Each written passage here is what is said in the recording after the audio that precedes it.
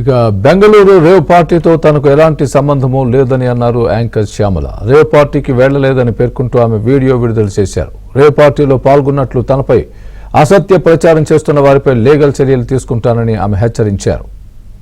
Bengaluru rave party అసలు ఆ party ఎప్పుడు జరిగిందో ఎక్కడ జరిగిందో అక్కడ ఎవరెవరున్నారో నాకు అసలు ఏమీ తెలియదు. కానీ అందులో నేను కూడా ఉన్నాను అంటే ఒక ఛానల్ నా పైన దుష్ప్రచారం చేస్తున్నారు, అసత్య ప్రచారం చేస్తున్నారు.